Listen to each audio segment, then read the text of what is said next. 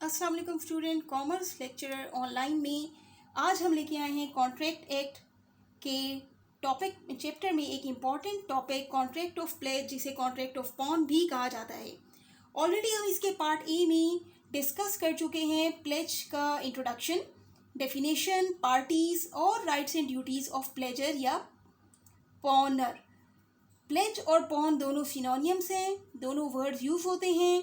Concept हम already discuss कर चुके हैं कि प्लेज की टर्म तब यूज़ होगी जब आप लोन ले रहे हो और अपनी गुड्स एज सिक्योरिटी रखवा रहे हो। तो this video will be very helpful for you if you want to understand the concept of pledge and you want to see rights and duties of pledgee and pawn. Part A already देख लें, इसका link मैं इसके description में दे दूँगी ताकि आप part B को समझना आपके लिए आसान हो। तो let's begin. Rights of pledgee or the rights of pawnee. As you know, pledgee is the party who has given the loan, who has given the amount to the pledger, who is the owner of the goods, and now he is waiting for the time to come when he can recover his loan amount back and he can return the goods which are pledged with him. Pledge का term हमेशा movable property के साथ use होता है। हम अपनी car, bike, cow, horse, ornaments, जेवर, इस तरह की चीज़ों को हम प्लेज करके लोन ले सकते हैं। तो प्लेजी वो पार्टी है जिसने किसी और की गुड्स अपने पास रखी हैं और मकसद ये है कि उसने लोन की अमाउंट उस शख्स को दी है जो ऑनर ऑफ द गुड्स है। अब हम ये देख रहे हैं कि प्लेजी की क्या क्या हकूक़ हैं, क्या क्या राइट्स हैं जिनके लिए वो कॉन्ट्रैक्ट ऑफ प्लेज से हेल्प ले सकता है। तो पहला राइट है right to recover necessary expenses incurred. कभी कभार हम देखते हैं कि जो गुड्स प्लेज की गई वो प्रॉपरली पैक्ड नहीं है, उनके साथ कोई सिक्योरिटी इश्यूज हैं। जैसे सपोज अगर आपने कार प्लेज की अपने दोस्त के पास और उससे लोन ले लिया, कार का लॉकिंग सिस्टम सही नहीं है, तो आपके दोस्त को ये बात जैसे ही रियलाइज़ हुई कि कार तो प्रॉपरली लॉक नहीं हो सकती, तो उसने उस पर स्पेंड करके अमाउंट उसके लॉक्स को रिपेयर करवाया या उसमें नए लॉक्स लगवाए ताकि गाड़ी की सेफ्टी को कोई मसला ना हो, क्योंकि उसने ये एक्सपेंसेस आपकी चीज़ पे किए हैं और वो एक्सपेंसेस नेसेसरी थी। गाड़ी की सेफ्टी के लिए ये ज़रूरी था कि उसके लॉकिंग सिस्टम को प्रॉपर किया जाता। तो being the owner of the goods, ये प्लेजर की ड्यूटी है कि वो उन सारे नेसेसरी एक्सपेंसेस को पे करे प्लेजी को जो उसने इनकर किए। तो अगर ऐसे कोई भी एक्सपेंसेस प्लेजी ने इनकर किए हैं तो उन एक्सपेंसेस को रिकवर करना प्लेजर से प्लेजी का राइट है। फिर हम बात करते हैं उसके सेकेंड राइट की, right to retain the pledged goods. जिस वक्त तक उसकी पेमेंट उसे नहीं मिले, उन गुड्स को वो अपनी कस्टडी में, अपने कब्जे में रख सकता है। रिटेन का मतलब है गुड्स उसी की पोजेशन में रहेंगी, वो अपने पास ही रखेगा। अगर बोरोवर जो कि प्लेजर है, जो ऑनर ऑफ द गुड्स है, वो डिफ़ॉल्टर बन जाता है। डिफ़ॉल्टर का मतलब वो ड्यू डेट पे पेमेंट नहीं करता। अगर 1 महीने के लिए कर्ज लिया था और उसने गाड़ी प्लेज करवाई थी, 1 महीना गुजर गया, ड्यू डेट आ गई, वो लोन को रीपे करने नहीं आया, तो प्लेजी के पास पूरा राइट है कि वो उस गुड्स प्लेज को, जैसे कि हम एग्जाम्पल में बात कर रहे हैं कि अगर वो कार है तो प्लेजी के पास पूरा राइट है कि वो कार को अपने पास रिटेन करके रखे, अपनी पोजेशन में रखे, अपने कब्जे में रखे। उसके बाद हम बात करते हैं right to apply to court to decide the title to the goods. अगर सपोज गुड्स के टाइटल के लिए कोई और भी क्लेम कर दे, जिस गाड़ी को आपके दोस्त ने प्लेज किया वो गाड़ी उसकी है ही नहीं, वो गाड़ी तो उसके नेबर की है, और अब वो गाड़ी जब आपकी कस्टडी में है बीइंग द प्लेजी, उसका नेबर आके आपसे क्लेम कर रहा है कि ये गाड़ी तो मेरी है, what is it doing with you. तो आप कोर्ट में जा सकते हैं बीइंग द प्लेजी, आप डिसाइड करवा सकते हैं कि who is the real owner of the goods. So this is the right of the pledgee to go in the court to decide about the title, about the ownership of the goods which are already in his possession because the goods are pledged with him. तो ये था प्लेजी का तीसरा right. अब हम बात करते हैं राइट ऑफ लीन की।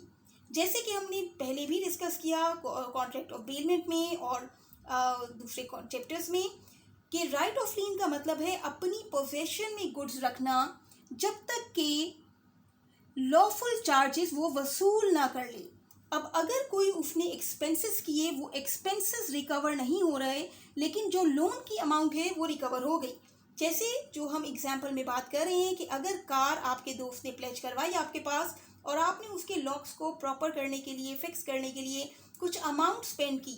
अब वो लोन की अमाउंट तो आपको वापस दे गया और आपसे कार वापस डिमांड कर रहा है, जबकि वो आपको आपकी नेसेसरी अमाउंट जो आपने स्पेंड की वो नहीं पे करा। तो you have the right of lean with you, you can possess the car, the goods with you until he pays you your necessary expenses। तो जो भी लॉफुल चार्जेस हैं, अगर कोई लिविंग थिंग पोसेस हुई, आपने प्लेज की थी, काउ, हॉर्स, उसकी मेडिकेशन के एक्सपेंसेस हैं, उसके उसके फीडिंग के एक्सपेंसेस हैं और वो आपने रिकवर करने हैं, तो वो लॉफुल चार्जेस आप क्लेम कर सकते हो। अगर उस लिविंग थिंग ने कोई डैमेजेस किए हैं तो उन लॉफुल एक्सपेंसेस को आप क्लेम कर सकते हो। और जब तक वो लॉफुल एक्सपेंसेस आप रिकवर नहीं करोगे, आपके पास पूरा राइट है कि आप गुड्स को अपनी पोजेशन में रखें और आप गुड्स को रिटर्न नहीं करें। So this right is called the right of lean of the प्लेजी। Hopefully आपको वीडियो समझ में आ रही है। अगर कोई प्रॉब्लम्स है, कुछ भी क्लियर नहीं है, तो you can comment in the comment box and I will try to answer your queries. Commerce lecture online को सब्सक्राइब कर दें। राइट हैंड पे आपको रेड बटन नज़र आ रहा है सब्सक्राइब का, सब्सक्राइब पे क्लिक करें ताकि ऐसी इन्फॉर्मेटिव वीडियोस इजी लैंग्वेज में आप तक पहुंचती रहें। अब हम बात कर रहे हैं ड्यूटीज़ ऑफ पॉनी की। पॉनी को प्लेजी भी कहा जाता है क्योंकि प्लेज और पॉन सेम टर्मिनोलॉजीज हैं, सेम कॉन्ट्रैक्ट है। तो अब हम देखेंगे कि पॉनी या प्लेजी की ड्यूटीज़ क्या हैं। पहली ड्यूटी है to take reasonable care of the goods pledged. If the goods are in his custody, if the goods are in his possession, he is responsible to look after the goods। Car है, कोई और valuables हैं, ornaments हैं, उनको properly lock करके रखेगा कि stolen ना हो जाएं, गुम ना हो जाएं, डैमेज ना हो जाएं। लिविंग थिंग्स हैं तो उनको प्रॉपरली फीड करना उसकी जिम्मेदारी है, उनको फूड प्रोवाइड करना। अगर वो लिविंग थिंग्स काउ या हॉर्स वगैरह सिक हो जाते हैं, उनको प्रॉपर मेडिकेशन देना उसकी जिम्मेदारी है। तो एक रीजनेबल केयर जो उन गुड्स की बनती है, अगर वो ऑनर होता उन गुड्स का तो जो एहतियात वो बरतता वही जिम्मेदारी उसकी है बीइंग द प्लेजी, कि जब तक गुड्स उसकी पोजीशन में हैं वो उनकी रीजनेबल केयर रखेगा, इग्नोर नहीं करेगा, निगलेक्ट नहीं करेगा। फिर duty not to make unauthorised usages of the goods. Car आपके दोस्त ने प्लेज की और लोन ले लिया, उसने कार इसलिए नहीं दी कि जब तक वो लोन नहीं देता आप उस कार में घूमे फिरें या उसको रेंटा कार के लिए यूज़ करें। तो हम अगर कोई ऐसा यूज़ होते हुए देखते हैं जो अलाउ नहीं किया प्लेजर ने, तो वो उसके लिए उसकी ड्यूटी है कि वो कोई ऐसा यूज़ ना करे जो उसकी कमिटमेंट में नहीं है, जो कॉन्ट्रैक्ट ऑफ प्लेज में नहीं लिखा गया, जो उन दोनों के दरमियान डिस्कस नहीं हुआ, ऐसा कोई भी यूज़ करना उसको अलाउ नहीं है। तो उसकी ड्यूटी है कि वो कोई भी ऐसा अनऑथराइज यूज़ ना करे। थर्ड ड्यूटी आ जाती है duty to return the goods in case of fulfilment of purposes. जैसे कि हमने बात की कि प्लेज का कॉन्ट्रैक्ट इसीलिए है कि वो लोन दे रहा है, तो जैसे ही वो लोन की अमाउंट रिकवर कर लेता है या वो लोन के ऊपर जो इंटरेस्ट है वो रिकवर कर लेता है, जो भी नेसेसरी एक्सपेंसेस हैं वो रिकवर कर लेता है, तो उसकी ड्यूटी है कि वो उन गुड्स को उसके ऑनर को, जो कि प्लेजर है, उनको रिटर्न करे। तो this is his duty not to make any delay in returning the goods to its original owner who is called the pledger और द पॉनर। लास्ट ड्यूटी की हम बात करते हैं, ड्यूटी नॉट टू मिक्स और part with the goods.